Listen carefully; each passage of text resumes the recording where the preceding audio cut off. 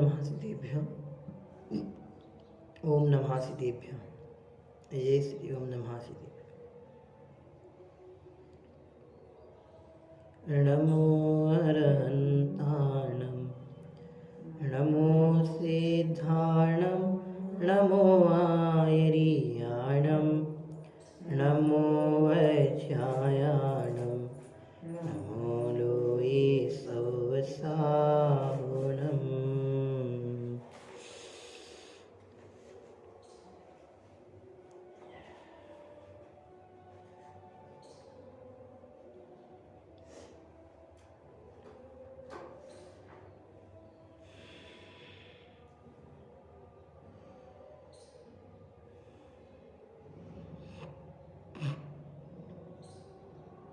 मंगलम भगवान वीरो, मंगलम गौतमो गणी, मंगलम कुंद कुंदार्यो, जैन धर्मोस्तु मंगलम।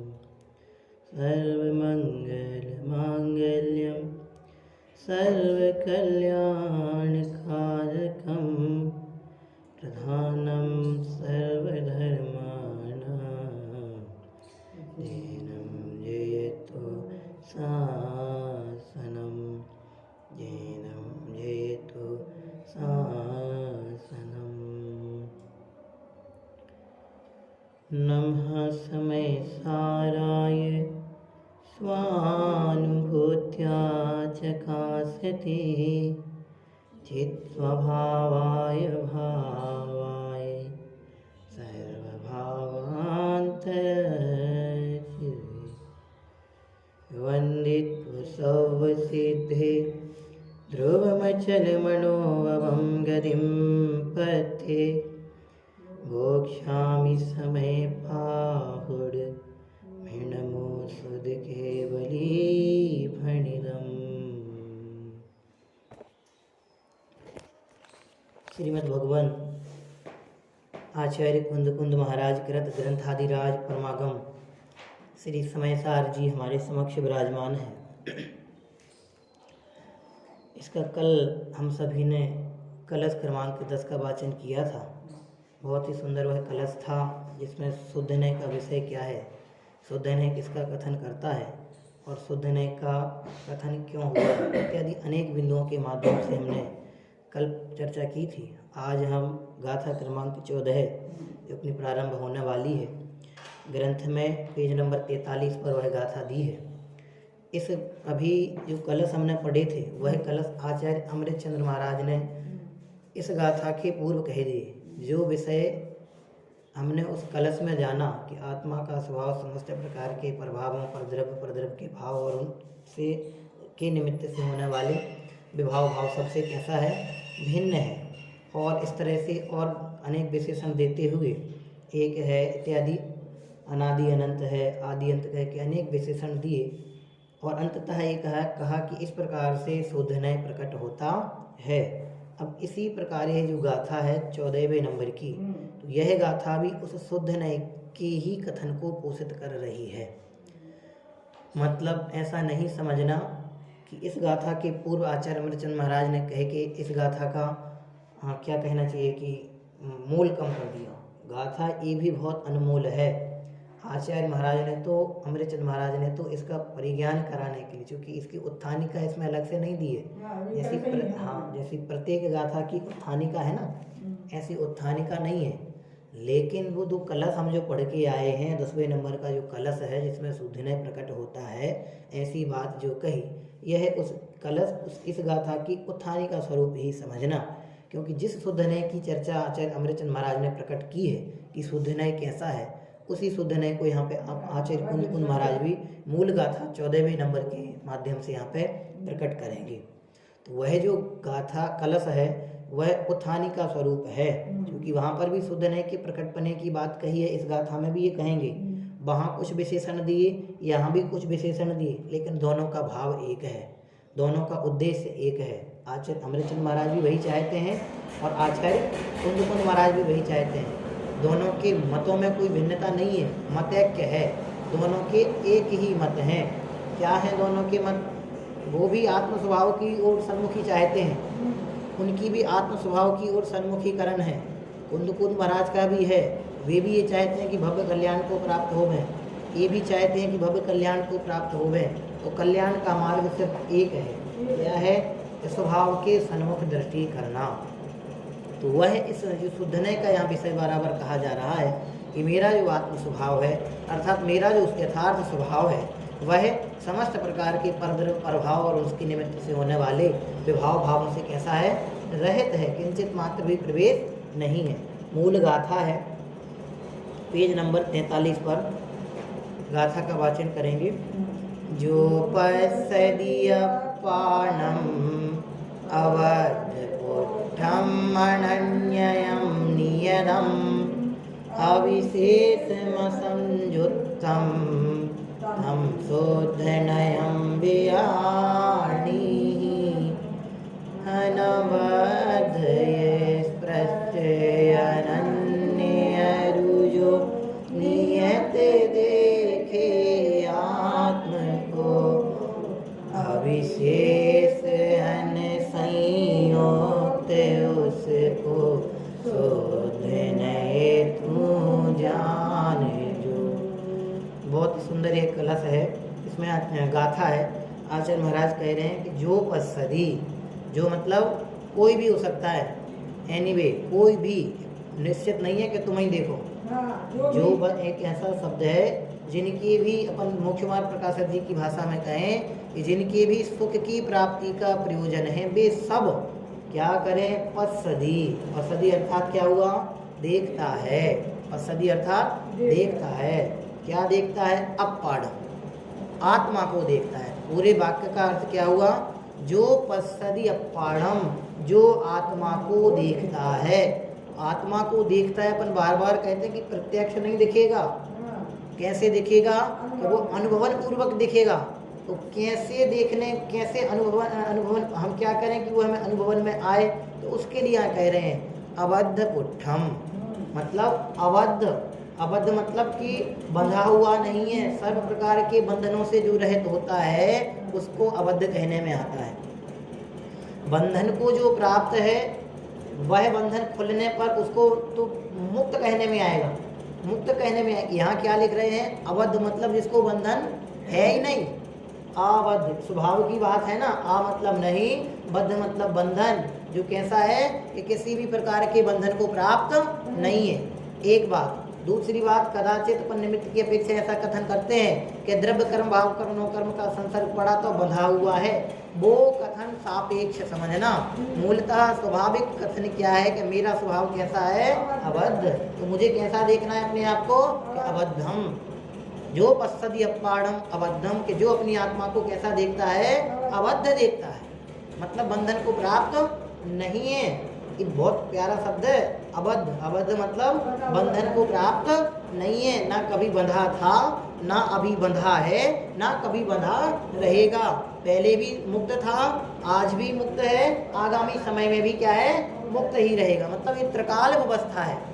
स्वभाव एक समय का नहीं होता, स्वभाव क्षणिक नहीं होता, स्वभाव कुछ समय तक के लिए नहीं होता। जो शाश्वत होता है उसको स्वभाव कहने में आता है। तो ये लिख रहे हैं ना, जो पश्यति अपाढ़म की जो आत्मा को देखता है, कैसा देखता है? अबद्ध देखता है। कि अबद्ध मेरी नैसर्गिक संपत्ति है, मतलब किसी से प्रकट नहीं है, किसी के माध्यम से उत्पन्न नहीं हुई है, ये स्वाभाविक है।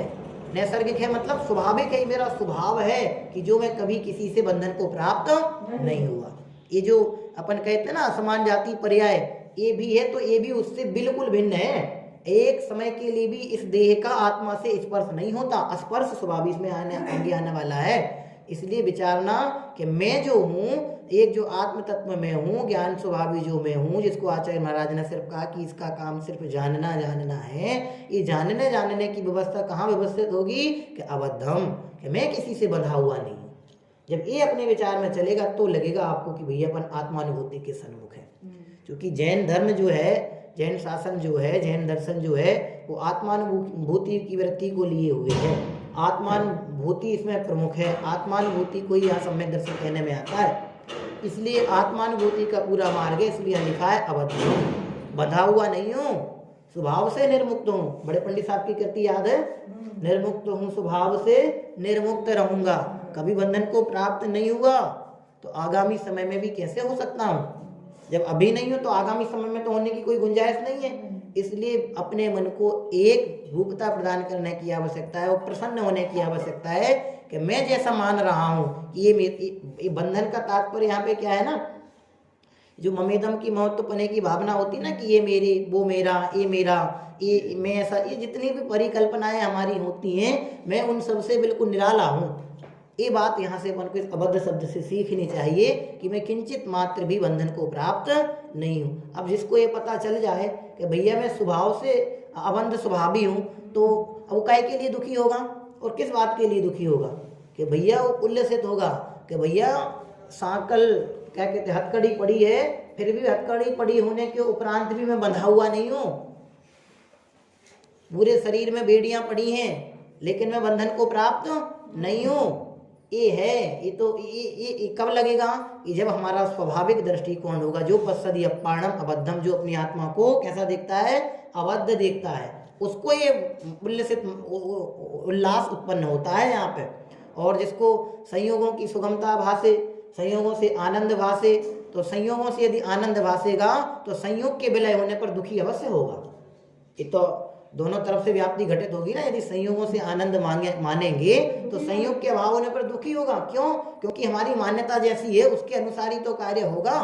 इसलिए यहाँ विचारना कि मेरी नैसर्गिकता है, ये मेरी स्वाभाविक संपत्ति है, ये मेरा स्वभाव है, किसी से उत्पन्न नहीं हुआ है। कैसा? कि अबद्धम। मुझे अपनी आत्मा को कैसा देखना है? अबद्ध देखना है। अबद्ध देखना है मतलब मैं किसी से बंधा हुआ नहीं हूँ। आगे क्या लिख रहे? पुट्ठम। इसमें देखो क्या लिखा है, अबद्ध स्पष्ट, दोनों शब्द है ना, अबद्धम अस्पृष्टम, दोनों निकलेंगे उसमें। तो इसमें लिखा है अबद्ध स्पृष्टम। तो अबद्ध स्पष्ट मतलब स्पर्श से कैसा है? रहित है। किसके स्पर्श से? कि सब पर के, इसमें लिखा है मूल गाथा में कि पर के स्पर्श से कैसा हूं मैं? रहित। मतलब क्या है कि मैं स्पर्श स्वभावी हूँ। मैं कैसा हूँ? स्पर्श हूँ, ये मेरा स्वभाव है। आगे अनन्यम। अनन्यम मतलब अनन्यकम। इसमें संस्कृतार्थ लिखा है अनन्यकम, मतलब अनन्य हूँ। अन्य अन्य दो चीजें पढ़ते हैं ना, अन्य अन्य और अनन्य। तो मैं सबसे बिल्कुल भिन्न हूँ। भिन्न हूँ मतलब एक द्रव्य का दूसरे द्रव्य पर जो कथन पढ़ते हैं कि एक द्रव्य का दूसरे द्रव्य में प्रवेश नहीं है, और अपने यहाँ तो इस तरह का भी कथन करते हैं कि एक जीव द्रव्य का दूसरे जीव द्रव्य में प्रवेश नहीं है, एक जीव द्रव्य को दूसरे जीव द्रव्य की पराधीनता नहीं है। तो ये अनन्य है, अपने आप में कैसा है कि पूर्ण है। अपन कल पढ़ के आए थे ना आपूर्णम, ये उस आपूर्ण शब्द को उद्योगित कर रहे हैं, यहाँ आपूर्ण शब्द की बात चल रही है। तो इतनी नैसर्गिकता हमारे स्वभाव की है, ये उसके ही विशेषण चल रहे हैं पूरे कि भैया कहीं भी किंचित मात्र भी आवश्यकता नहीं है। लिख रहे हैं अनन्यम, अनन्य हूँ। नियतम, अगला शब्द क्या है? नियतम। नियतम मतलब नियत हूँ, स्थिर हूँ, सब प्रकार के चलाचल पने से कैसा हूँ? रहित हूँ। निश्चल हूँ स्वतंत्र, निश्चल, निष्काम, ज्ञाता, दृष्टा, आत्म राम। कितने बार पढ़ा अपन ने बर्णी जी की पंक्ति? निश्चल, निष्काम, ज्ञाता, दृष्टा, आत्म राम। और यहाँ क्या कह रहे हैं? जो पश्यति अपाणम, आत्मा को, आत्म राम क्या करता है? अबद्धम, पुट्ठम, अस्पृष्टम, अनन्यम और नियतम, ऐसा देखता है। किसको? कि मैं आत्माराम ऐसा हूँ। यहाँ से अपना वेद विज्ञान का मार्ग पोषित होगा कि भैया ये मेरी संपत्ति है, ये मेरा स्वभाव है, ये मेरा वैभव है। जिसको ज्ञान वैभव लगता है उसको तुच्छ धन की महिमा नहीं आती, और जिसको तुच्छ धन की महिमा आती है उसको ज्ञान संपत्ति प्रतिभाषित नहीं होती। ऐसा यहाँ की अपनी संपत्ति है जिसको ऐसा लगता है कि मैं समस्त प्रकार के चलाचल पने से रहित अचल हूँ, निश्चल हूँ। तो वो जगत में नहीं, जगत में और जगत के प्रपंचों में किंचित मात्र भी शल्पने को प्राप्त नहीं होता। ये है स्वाभाविक दृष्टिकोण। ये शब्द इसीलिए लिखे जा रहे हैं यहाँ पे कि भैया ये जो हम पढ़ के आए हैं ज्ञाता, दृष्टा, आत्म राम, ये बारंबार अपने अभ्यास में आए। अपन पढ़ते हैं अनभ्यास से विषम विद्या, बिना अभ्यास के तो विद्या को भी विष के समान कहा है। और हम तत्वाभ्यास में नहीं इसमें लगेंगे, नहीं जुड़ेंगे तो ये भी कैसा हो जाएगा? विष के समान हो जाएगा। कैसे हो जाएगा विष के समान? कि हम बारंबार अभ्यास नहीं करेंगे तो जैसी बिना अभ्यास वालों की व्यवस्थाएं बन रही हैं वैसी हम पढ़ते पढ़ते रहेंगे, मतलब उसका विचार नहीं करेंगे, आगे उसकी जो भी तत्व चिंतन नहीं करेंगे, सामायिक नहीं करेंगे, बारंबार अभ्यास रूप नहीं प्रवर्तेंगे तो उस अध्ययन का कोई मोल नहीं रह जाएगा। यहाँ लिख दिया उन्होंने नियतम, कि मैं कैसा हूँ? समस्त प्रकार के चलाचल पने से रहित नियत स्वभावी हूँ। नियत का मतलब एक इतना सा नहीं कि भैया इतना रख दिया इतना, नियत है लेकिन संकुचित नहीं है। नियत है मतलब संकुचित नहीं है, बहुत अथाह संपत्ति है। समुद्र में कितने हीरे मोती हैं कि भैया किसी को पता नहीं है। अथाह जल राशि में अथाह माणिक मोती पड़े हैं। जिसका जितना पुण्य होगा उसको उसके अनुसार मिलेगा, और नहीं होगा तो बिल्कुल भी नहीं मिलेगा। ऐसे यहाँ पे है कि अथाह अनंत गुणों का स्वामी मैं हूँ। एक ज्ञान वैभव का तो कथन किया जाता है, वे सब मेरे वैभव का कथन चल रहा है यहाँ पे कि मैं अनियत हूँ, अस्पर्शी हूँ, नियत स्वभाव का धारक हूँ। ऐसी ये कथन यहाँ पे जो चल रही है, मेरी स्वाभाविक संपत्ति को यहाँ उजागर किया जा रहा है बारंबार कि भैया ऐसा विचार करो। बाद में कहेंगे शुद्ध ने ऐसा प्रकट हुआ है, शुद्ध ने ऐसा कहता है, वो तो कहने की व्यवस्था है, लेकिन वास्तविकता यह है। ये वास्तविकता अपने को प्रतिभासेगी तो समझना कि अपने को सम्यक दर्शन हो गया। सम्यक दर्शन में दूसरा कुछ नहीं होता, अपने को वो थोड़ा सा गहरा सा लगता है ना कि भैया सम्यक दर्शन में कुछ हो जाता होगा, कुछ विशेष वो हो जाता, कुछ भी नहीं होता। ये इस पे दृढ़ श्रद्धान होता है, ऐसा ही भाव भासना में आ जाता है, और कुछ भी नहीं होता है। और अच्छे शब्द में कहें, सम्यक दर्शन थोड़ा सा सरल लगने लगता है अपन को, और ऐसा लगने लगता है कि मोक्षों के तो सम्यक दर्शन घर की खेती है, जब चाहे उत्पन्न करा देते हैं, जिस चाहे को उत्पन्न करा देते हैं। ऐसा नहीं है। जिसको ऐसा भासता है उसको सम्यक दर्शन होता है। सम्यक दर्शन, और अच्छे थोड़ी से कहें श्रीनाथ जी भाई साहब की भाषा में, सम्यक दर्शन मोक्षों की दौलत नहीं है, श्रद्धानियों का वैभव है। यहाँ लिखा है नियतम, नियत, अविशेषम असंयुक्तम।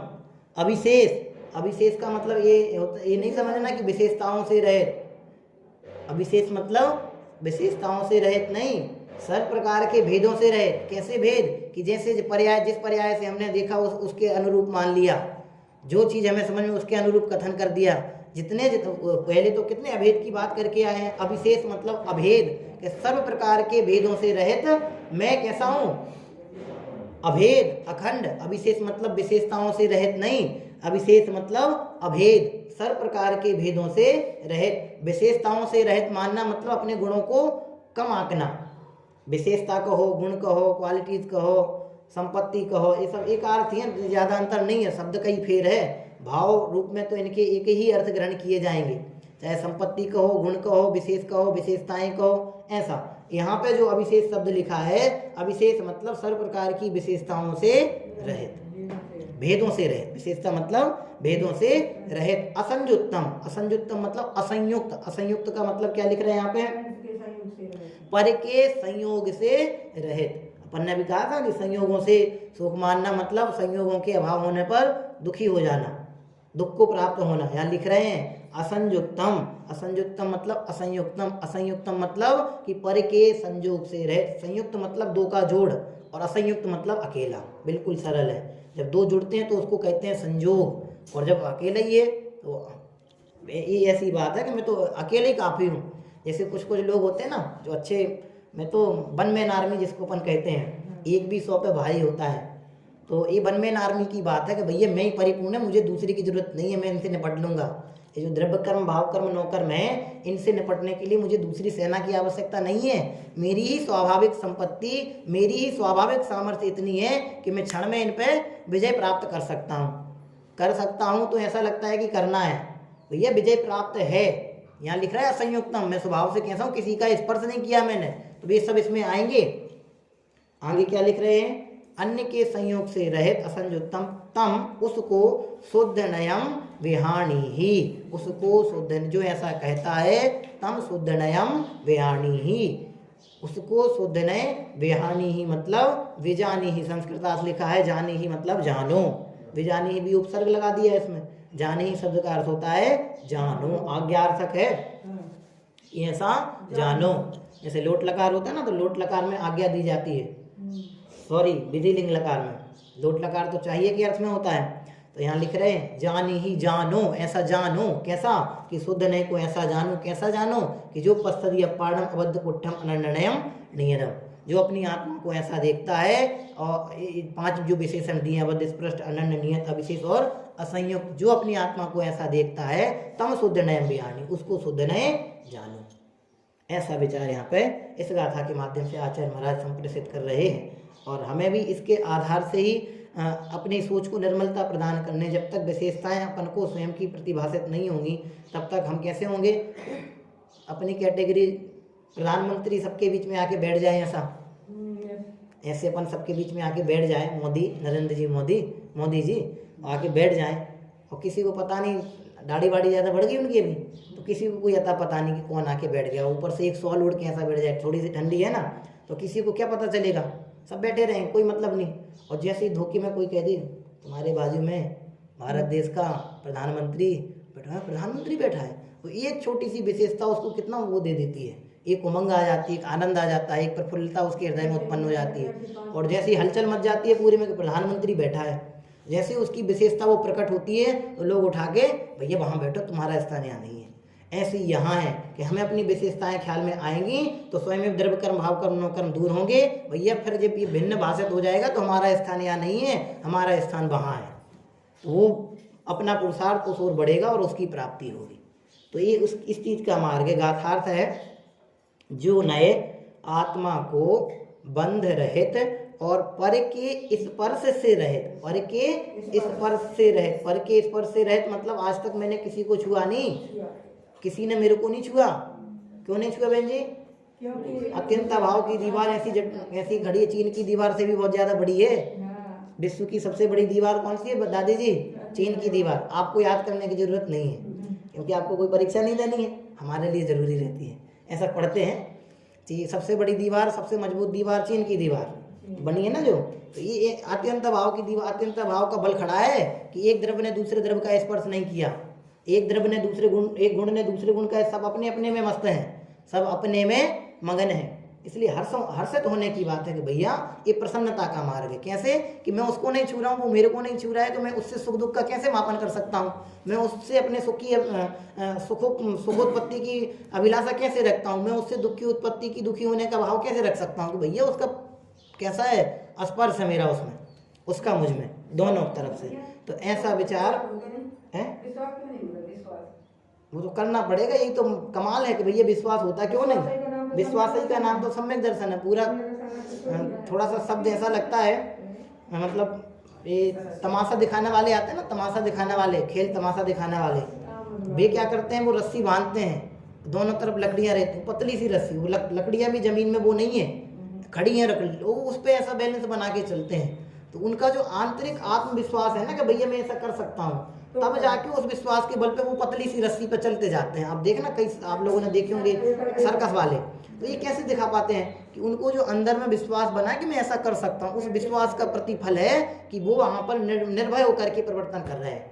तो पूरा खेल विश्वास का है, और विश्वास के बिना तो कुछ भी नहीं होता है। मैं तो कई बार कहा है कि यहाँ बैठे भी हैं तो विश्वास के दम पे बैठे हैं। विश्वास का बल नहीं आए तो अपन बैठ नहीं सकते। विश्वास के बल नहीं आए, मतलब श्रद्धान उसको नाम देते हैं, उसका बल नहीं आए तो घर से मंदिर नहीं आ सकते, मंदिर से घर नहीं जा सकते। और विश्वास का बल नहीं आए तो हम अपने को एक विश्वास तो है कि नहीं मेरा नाम फला है, मेरा नाम विश्वास ही तो है कि मेरा नाम ये है। तभी तो सोते में भी कोई कह दे कि भैया आधे सोते में आधे जागते हैं, भैया दीपक कहाँ है? हम हैं दीपक। क्यों? ये विश्वास पड़ा है ना। ऐसे ये विश्वास कैसे पड़ा है? ये विश्वास कैसे पड़ा है? कुछ अपन ने अलग से कुछ किया इसके लिए, कोई अलग से ट्रीटमेंट लिया किसी से, किसी डॉक्टर ने अलग से कोई दवाई दी कि भैया मैं दीपक हूँ, एक इंजेक्शन दीपक नाम का लगा दो? ऐसा हुआ है कि नहीं हुआ? वो स्वयं से ही है, वो एक पना अहम पना पड़ा है ना इसमें कि ये मैं हूँ, तो उस अहम के कारण विश्वास उत्पन्न हुआ है। ऐसे ही एक बार ऐसा हम स्थापित हो कि मैं अबद्ध स्पष्ट स्वभावी हूँ, मैं अनन्य हूँ, असंयुक्त हूँ, नियत हूँ, सर्व प्रकार के विशेषों से रहित हूँ, ऐसा विश्वास जमे, ऐसा अभ्यास बने तो वो विश्वास उत्पन्न हो। विश्वास के लिए दूसरा कुछ करना ही नहीं है। यहाँ लिख रहे हैं, जो नए आत्मा को बंध रहित और पर के स्पर्श से रहित, पर के स्पर्श से रहित, अनन्यकम, अनन्यकम मतलब अनन्यत्व, अन्यत्व रहित, अनन्यत्व में तो वो विशेषता आ जाएगी उसकी, अन्यत्व रहित नियतम, चला चलता मतलब चल और अचलता से रहित, अविशेषम विशेष रहित, असंयुक्तम अन्य के संयोग से रहित, ऐसे 5 भाव रूप से देखता है तम उसे। अब इसमें गर्भित समझना, आचार्य महाराज शिष्यों को बोल कर रहे हैं ना, इसलिए इसमें दिया है गाथार्थ में, उसे तम उसे हे शिष्य तू शुद्ध नए जान। अब अपने को यहाँ पर कुछ करने की बात नहीं की, अपन पढ़ के फ्री हैं, अपन तो शिष्य है नहीं, अपन भी शिष्य हैं, अपन कह लघुनंदन, शिष्यों को लघुनंदन कहा है कि अपनी बात चल रही है कि भैया ऐसा जानो, बहुत अच्छा शब्द दिया है जान, ऐसा जान, जान में दोनों ही है, आदेश भी है और करुणा भी। जो आदेशात्मक होता है ना आज्ञार्थक, उसमें करुणा गर्भित होती है। क्यों होती है? क्योंकि पिता पुत्र को ही आदेश देता है, पिता जब पानी लेके आओ, तो वो भाषा जरूर खड़ी जब पानी लेके, लेकिन आंतरिक करुणा उसकी बहुत पड़ी कि मेरा पुत्र है, वो मतलब जो उनके मन का जुड़ान है ना वो बहुत अगाध है, विशेष है, वो दूसरे के प्रति नहीं है। दूसरे से भी कह देगा बेटे रमेश जब पानी लेके आना, लेकिन वो उतना वो नहीं होगा, उसके वचनों में इतना वो नहीं होगा, यहाँ ज्यादा है। क्यों है? यहाँ लिख रहे हैं ना शुद्ध नए जान, हे शिष्य, कितना प्यारा शब्द लिखा, हे शिष्य। शिष्यों को भी हे जो शब्द है वो संबोधन शब्द है, हे शिष्य। ये संबोधन करके आचार्य महाराज कह रहे हैं कि भैया, ये संबोधन किन के लिए किया जाता है? संबोधन किन के लिए किया जाता है? व्याकरण में संस्कृत व्याकरण पढ़ते हैं ना, जो अपने से उत्कृष्ट होते हैं, जो अपने से, संबोधन के अर्थ में प्रथमा विभक्ति का प्रयोग होता है। एक वो सब पूरा व्याकरण नहीं बताने मेरे को, मुझे तो ये कहना है कि संबोधन मतलब जहाँ जो अपने से उत्कृष्ट होते हैं, जो अपने से उत्कृष्ट होते हैं, हम जिन्हें अपने अनुरूप बनाना चाहते हैं। तो आचार्य महाराज का ये संबोधन जो है तो वो इस बात का सूचक है कि वे अपने को वर्तमान पर्याय दृष्टि से नहीं देख रहे हैं, वे अपने को प्राप्त पर्याय के अनुरूप नहीं देख रहे हैं, वे अपने को जैसी स्वभाव के स्वाभाविक लक्षण यहाँ गिनाए हैं उन स्वाभाविक संपत्ति को देखते हुए कह रहे हैं कि हे शिष्य। ये बहुत बड़ा शब्द है, नहीं तो छोटों को इतना सम्मान कौन दे? जैनाचार्यों के अलावा कोई नहीं दे सकता है। आप पढ़ के देख लेना शिष्यों से किस तरह के वार्तालाप होते हैं, वार्तालाप और बर्ताव किस किस तरह के होते हैं। ये ऋषि मुनियों के आश्रम चला करते थे ना, तो उसमें तमाम समस्याएं थी और तमाम प्रकार के कार्य करने पड़ते थे, तब जाके उनको अध्ययन अध्यापन प्राप्त हो पाता था। आप पढ़ के देखो ये प्राचीन जो शिक्षण व्यवस्थाएं थी वो, तो मुझे लकड़ी लाओ, ये तो बता रहे दादी जी की लकड़ी लेके आओ, आज नहीं लानी पड़ती। अपने कुंद महाराज ने कहा जाओ पहले लकड़ियाँ लेके आओ, ग्रंथ लिखने की व्यवस्था करो, हमें एक बार पहाड़ लिखना है। 84 पहाड़ के लिए 84 शिष्य निर्धारित किए होंगे कि नहीं, उन्होंने सबको भगवान जाना और भगवान जनाया, तब यहाँ लिख दिया उन्होंने कि शुद्ध नए जान। इतना प्यारा शब्द है ये शिष्य। हर तरह से बली बल प्राप्त हो रहा है यहाँ पे। एक तरफ आचार्यों का अगाध स्नेह, आचार्यों का अगाध स्नेह, दूसरा स्वाभाविक संपत्ति को कथन करने की शैली, तीसरा जैसा मैंने देखा है अनुभवन से वैसा प्रामाणिक ज्ञान। तो हर तरफ से बली बल प्राप्त हो रहा है कि भैया अब तो कर ले, अब तो कर ले। ये 5 गिनाए हैं, 5 नहीं है, इन 5 में 50 निकलेंगे। एक एक के उदाहरण दिए हैं, अब 5 के 5 उदाहरण तो दिए ही हैं, फिर उन पर कथन किया है कि ऐसा जानो। तो ये कितना मतलब आंतरिक जुड़ान रहा होगा ज्ञानियों का कि भैया सब ये अपने ज्ञान वैभव को पहचाने। अभी मैं वाक्य भूल रहा हूँ, परसों नरसों डाला था सिंह जी ने कि ज्ञान वैभव वाला, मैं भूल गया हूँ पर ध्यान में नहीं यार, बहुत प्यारा वाक्य डाला था उन्होंने ज्ञान वैभव का। 10 आते हैं ना डेली उनके, सुबह सुबह डालते, मैं परसों या कल ही पढ़ा था, भूल गया मैं। बहुत प्यारा वाक्य लिखा था उन्होंने ज्ञान वैभव के, ज्ञान वैभव शब्द का प्रयोग था उसमें, वो स्मरण में नहीं आ रहा है। तो हाँ, आज कल या परसों का था, आज का तो नहीं है। बहुत अच्छा, देखना मिल जाएंगे अपने इस पे तो डालते हैं नंदीश्वर पर, सब लोग कोई ना कोई डाल देता है डेली। टीका है, ये 5 कौन कौन से हैं एक बार बोलो सभी लोग ग्रंथ में देख के।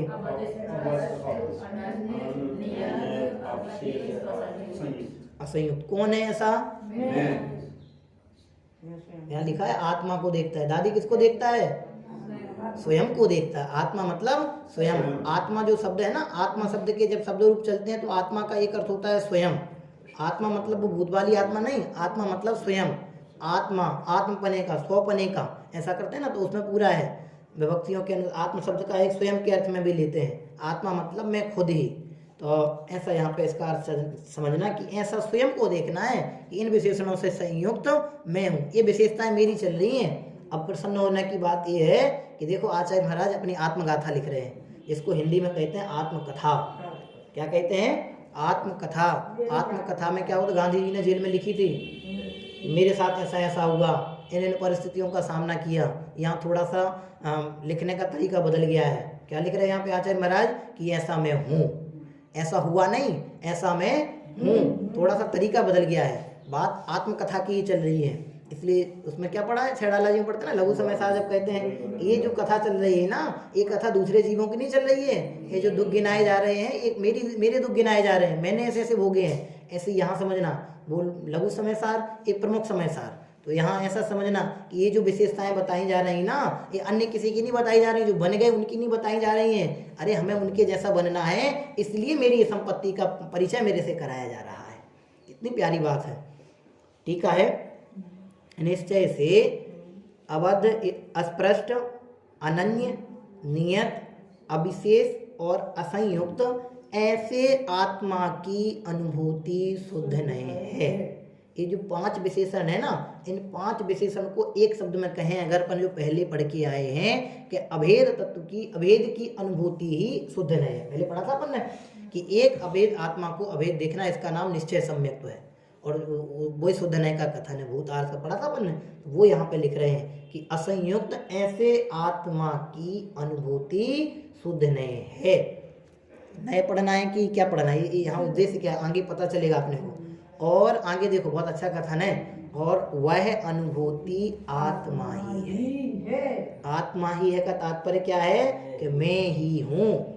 आत्मा ही है मतलब वो जो अनुभूति है, कैसी अनुभूति? कि जो 5 विशेषण यहाँ पे गिनाए हैं कि ऐसे आत्मा की जो अनुभूति है वो शुद्ध नहीं है, और वह जो अनुभूति है वो आत्मा ही है, अर्थात मैं ही हूँ। ये आना चाहिए, मैं ही हूँ। इस प्रकार आत्मा एक ही प्रकाशमान है। कलश पढ़ा था इसके लिए, सब कुछ है वो एक, मतलब आत्मा ही प्रकाशमान है, वही प्रकाश पुंज है, परम ज्योति स्वरूप है। वैदिकों में ऐसा मानते हैं कि एक परम ज्योति प्रकाशित हो रही है, परम ब्रह्म। उस परम ब्रह्म की ज्योति के कारण से सब लोग कैसे हो रहे हैं? प्रदीप्त हो रहे हैं, प्रकाश को प्राप्त हो रहे हैं। लेकिन ऐसा नहीं है, वो जो कहते हैं वो उनके हिसाब से ठीक है। वास्तविकता में क्या है कि ये एक आत्म ज्योति मेरी ही प्रकाशमान है। ये आत्म ज्योति एक से सब प्रकाशित नहीं हो रही, सबकी अपनी अपनी प्रकाशित हो रही हैं, और उसको जानना है। ये जैन दर्शन का अनेकांत है। एक से मानेंगे तो बहुत सारी अवस्थाएं हो जाएंगी, एक से मानेंगे तो क्या दोष होगा? एक उसी समय में अच्छा काम कर रहा है, दूसरा ऐसा हो सकता है, हाँ अनवस्था ऐसा हो सकता है कि लाइट का एक वायर आए, एक से अर्थिंग मिले, उसी से अर्थिंग मिले, उसी से फेस मिले। भैया जो फेस देगा वो अर्थ नहीं देगा, जो अर्थ देगा वो फेस नहीं देगा। तो ऐसी वो एक परम ज्योति मानेंगे, एक अच्छा काम करे, वायर एक है, काम 2 तरह का ऐसे ऐसा आए, 2 डिवाइडेशन हो जाए, ऐसा हो सकता है? नहीं हो सकता। कितनी बड़ी अव्यवस्था हो जाएगी, अनवस्था दोष होएगा उत्पन्न, फिर कोई व्यवस्थित परिणाम नहीं होगा। इसलिए ज्योति तो ये लिख रहे हैं ना कि इस प्रकार आत्मा एक ही प्रकाशमान है। बराबर। एक चीज और देखना, ये स्विच होते हैं ना, स्विच 2 अपन बोर्ड में प्लग लगाते हैं तो 2 जाते हैं, काम एक ही होता है। आगे लाइट का चार्जर होता है मोबाइल का, ऐसा उसमें वायर 2 जाते हैं, एक आता है। यहाँ एक ही ज्योति प्रकाशमान है। वो कौन है? कलश कहा था इसके पूर्व में कि वो आत्म ज्योति में ही हूँ, जो सतत प्रकाशमान, पर्याय पर्याय में ऐसा सब था, प्रतिपद में सब पता था ना बनना, पर्याय पर्याय में प्रकाशमान है। यहाँ क्या लिखा कि इस प्रकार आत्मा एक ही प्रकाशमान है। इसको और लिख रहे हैं कोष्ठक में, शुद्ध नए आत्मा की अनुभूति या आत्मा सब एक ही है, अलग अलग नहीं है। शुद्ध नए कहो, आत्मा की अनुभूति कहो, आत्मा कहो, ये 3 कथन अलग अलग नहीं है, तीनों एक ही हैं। इसलिए अब प्रसन्न हो जाओ, हमें शुद्ध नए को नहीं जानना है, हमें आत्मानुभूति नहीं करनी है, मैं आत्मा हूँ ऐसी स्वीकृति करनी है। क्यों? क्योंकि मैं आत्मा हूँ ऐसी स्वीकृति का नाम शुद्ध नय है, ऐसी ही स्वीकृति का नाम सम्यक दर्शन है, इसी ही स्वीकृति का नाम आत्मानुभूति है, और इसी ही स्वीकृति का नाम अतीन्द्रिय आनंद है, और कुछ भी नहीं है। ऐसा अपने को विचार करना चाहिए। इसके आगे अपन कल पढ़ेंगे, शिष्य शंका करेगा, और उस शंका का समाधान हमें आचार्य अमृतचंद महाराज की टीका का हिंदी अनुवाद है ना, ये अमृतचंद महाराज की टीका का अनुवाद, तो आचार्य अमृतचंद महाराज के मुखारबिंद से हम सभी को सुनने को मिलेगा। हम सब, मैं इन समस्त प्रकार के जो विशेषण यहाँ पे गिनाए हैं विशेषणों से युक्त हूँ, ऐसा जानकर के बारंबार तत्वाभ्यास रूप में प्रवर्तेंगे तो निश्चित ही हम समस्त प्रकार के विपरीत भावों से बचते हुए स्वभाव भाव को प्राप्त होकर आत्मानुभूति आत्मानंद को प्राप्त होंगे। हम सभी आत्मानंद को प्राप्त हों, ऐसी परम पवित्र भावना के साथ अभी विराम लेते हैं। ओम नमः।